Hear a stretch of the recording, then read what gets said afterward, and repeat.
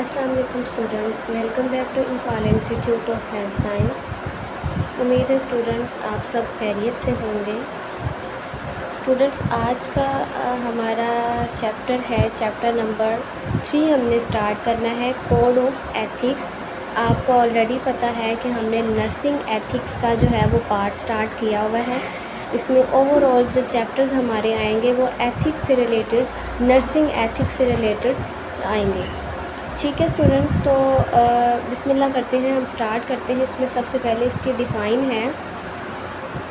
अच्छा स्टूडेंट्स, आपने एक चीज़ का बहुत ही ये ख्याल रखना है कि कुछ जगहों पे इंट्रोडक्शन पूछ लेते हैं, कुछ जगहों पे डिफ़ाइन का पूछ लेते हैं।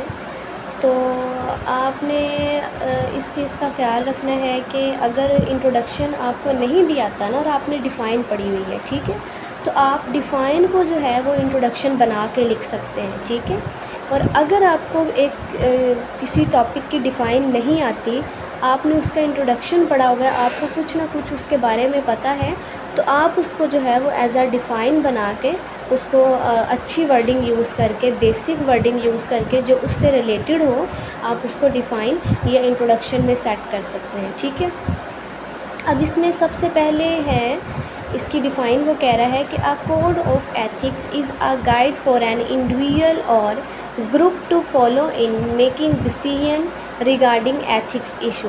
यानी एथिक्स से रिलेटेड कोई इशू है या कोई मसला है, जो भी मसाइल हैं, ग्रुपिंग में ये काम किया जाता है। ठीक है, डिसीजन मेकिंग से रिलेटेड इंडिविजुअली और ग्रुपिंग दोनों में ये काम किया जाता है और डिसीजन वगैरह लिए जाते हैं। किससे रिलेटेड लिए जाते हैं? एथिकल, अगर कोई इशू है तो उसको सॉल्व करने के लिए ये काम किया जाता है।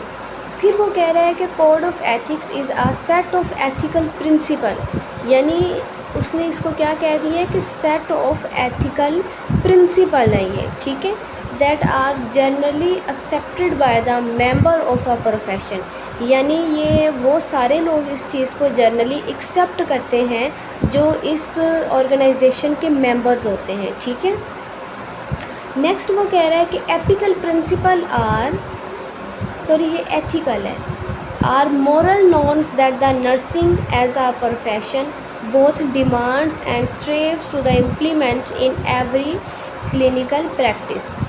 ठीक है, अब इसमें वो कह रहे हैं कि प्रोफेशनली हर बंदा जो है ना वो इसकी प्रैक्टिस भी करता है। ठीक है, जो भी डिमांड हो उसके मुताबिक वो इस चीज़ को पूरा भी करता है और इस पे जो है ना वो एवरी डे, हर दिन, यानी क्लिनिकल प्रैक्टिस में इस चीज़ को इम्प्लीमेंट भी किया जाता है, यूज़ किया जाता है, इस चीज़ पर अमल किया जाता है। ठीक है, तो ये थी इसकी define.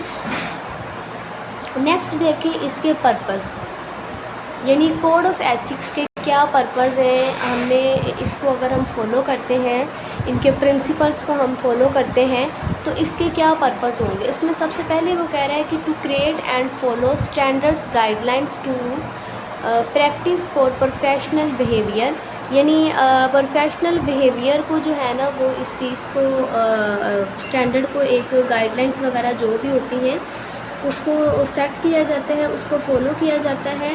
To delineate the important ethical consideration about the nursing profession, nursing profession से रिलेटेड जो भी गाइडलाइंस होती हैं, जो भी इश्यूज़ वगैरह होते हैं, इस चीज़ को रिज़ॉल्व किया जाता है।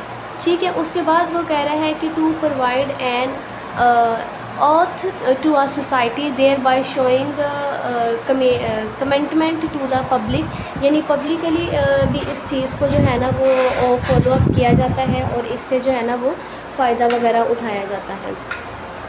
ठीक है, इसी तरह से आगे है to ensure that the nurses always remember their specific responsibilities toward the client, यानी कि जो नर्सिस होती हैं वो स्पेसिफ़िकली जो भी उनकी रिस्पॉन्सिबिलिटीज़ होती हैं क्लाइंट से रिलेटेड, वो इस चीज़ को जो है वो पूरा कर रही होती हैं। ठीक है, तो ये थे इसके पर्पस जो है, ये पेपर में बहुत पूछे जाते हैं, इम्पोर्टेंट क्वेश्चन है ये। इसके बाद इसके आ रहे हैं फंक्शंस। फंक्शंस में वो कह रहा है कि responsibility, guidance and self regulation. सबसे पहले इसकी हमने रिस्पॉन्सिबिलिटी डिस्कस करनी है कि कौन कौन सी इसके अंदर रिस्पॉन्सिबिलिटीज़ आ रही हैं।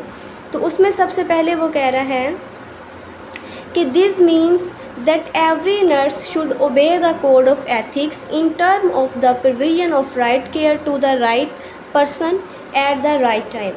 यानी कि इसमें क्या किया जाता है कि एक नर्स की ये रिस्पॉन्सिबिलिटी होती है कि उसने कोड ऑफ एथिक्स के प्रिंसिपल को फॉलो करना है, ठीक है, और राइट केयर यानी सही केयर, राइट पर्सन, एक उसी बंदे को सही केयर प्रोवाइड करनी है राइट टाइम, उसी टाइम पे जो सही टाइम होगा, ठीक है।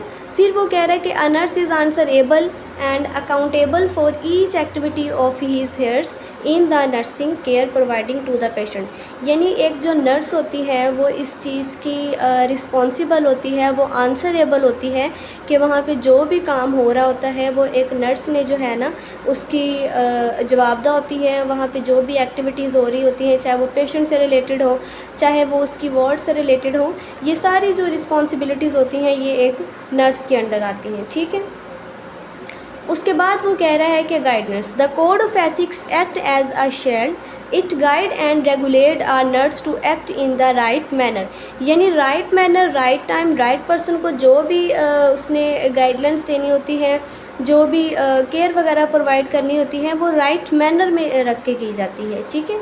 It does not admit any kind of mall practice, ठीक है, नेग्लिजेंस और लेजीनेस ड्यूरिंग वर्किंग और। यानी ये इसकी एक रिस्पॉन्सिबिलिटी होती है कि उसने अपना काम जो है ना वो प्रॉपर मैनर्स के साथ करना होता है। वो अपने वर्कआउट के दौरान जो है ना वो किसी तरह की भी गैर जिम्मेदारी वाला काम नहीं कर सकती, नेग्लिजेंस नहीं उस चीज़ को कर सकती, लेजीनेस नहीं वो बन सकती। उसने एक्टिव होकर जो है ना वो काम वहाँ पे सारा करना होता है, ठीक है। उसके बाद वो कह रहा है कि सेल्फ़ रेगुलेशन, सेल्फ़ रेगुलेशन में ये चीज़ आ जाती होती है कि the code of ethics has its own regulatory bodies. यानी अपने ऊपर उस चीज़ का वो कितना इम्प्लीमेंट करवा रही है अपनी सेल्फ पे, अपनी केयर पे, और with ensure that a nurse follow the ethics right from the beginning of his her nursing career. यानी कि एक बंदा जब तक वो अपने ऊपर किसी चीज़ को इम्प्लीमेंट नहीं करवाएगा, काम नहीं वो करेगा, तब तक वो जो है ना वो दूसरे को नहीं इस चीज़ की वो गाइडलाइंस दे सकता, ठीक है। और ना ही वो इस बंदे का वो इतना वो राइट होता है कि वो खुद वो काम नहीं करे लेकिन दूसरों पे वो जो है ना वो इम्प्लीमेंट करवा रहा हो। तो बेहतर यही होता है कि आप अगर किसी के ऊपर कोई असूल लागू करते हैं, कोई प्रिंसिपल आप लागू करते हैं किसी भी चीज़ से रिलेटेड, तो आपको चाहिए कि आप उसको पहले अपने ऊपर भी इम्प्लीमेंट करवाएं, आप खुद भी उस प्रिंसिपल को, रूल्स को फॉलो करें, देन आप जो है ना वो लोगों की तरफ लेके जाएं। नेक्स्ट है इसमें रेगुलेटरी बॉडीज़ फॉर एथिक्स। कौन कौन सी ऐसी इसमें बॉडीज़ हैं रेगुलेटरी में जिनको फॉलो करना हो। तो इसमें सबसे पहले उसने कहा है कि इंटरनेशनल काउंसिल ऑफ नर्सिंग। ये एमसीक्यूज़ में भी पूछ लेते होते हैं कि ICN स्टैंड बाय, तो इसमें क्या आ जाता होता है इंटरनेशनल काउंसिल ऑफ नर्सिंग। उसके बाद अमेरिकन नर्स एसोसिएट या एसोसिएशन यानी ANA। फिर है कैनेडियन नर्स एसोसिएशन CNA। इस तरह से करके ये एब्रीवेशन जो है ना ये उसमें MCQs में भी पूछ लेते होते हैं, ठीक है। नेक्स्ट वो कह रहा है कि बेसिक कोड ऑफ एथिक्स, यानी कौन से बुनियादी कोड्स हैं एथिक्स के जिसको नर्स ने भी फॉलो करना है और लोगों ने भी फॉलो करना है और इस पे इम्प्लीमेंट भी करवाना है। तो उसमें सबसे पहले वो कह रहा है कि a nurse should consider all the patient as equal and provide them individual care.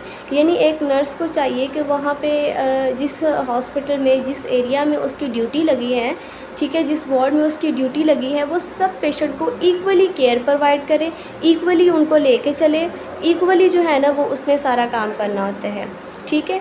He she should never ignore any patient while on duty. वो अपनी ड्यूटी के दौरान किसी भी पेशेंट को जो है वो इग्नोर नहीं कर सकती। And should keep all the personal document safe and confidential. अपने उसके जो पर्सनल डॉक्यूमेंट्स होते हैं उसको उसने सेफली रखना होता है। Provide a safe and serene environment, safe और अच्छा इन्वायरमेंट देना होता है। And respect the values, beliefs, customs and the taboos of the patient. यानी एक पेशेंट जो है लाइक वो नॉन मुस्लिम है, तो इसका मतलब ये नहीं कि आप उसको जो है वो अच्छी केयर प्रोवाइड नहीं करेंगे, ठीक से उसका चेकअप नहीं करेंगे, नहीं। वो बंदा भी पाकिस्तानी है, उसने पाकिस्तान में ही रहना है, यहीं के हॉस्पिटल से उसने अपना चेकअप करवाना है, गवर्नमेंट की उसने जो है ना वो चीज़ें यूज़ करनी है, चाहे वो किसी भी मज़हब से हो, किसी तरह की भी उनकी कस्टम्स वगैरह हो, तो इक्वल केयर प्रोवाइड करना जो है ये हमारी रिस्पॉन्सिबिलिटीज़ होती हैं, ठीक है। तो ये था हमारा आज का टॉपिक। होपफुली आपको आज का टॉपिक जो है वो समझ में आया होगा। सो बहुत शुक्रिया, जज़ाकल्लाह, दुआओं में याद रखें। अल्लाह हाफ़िज़।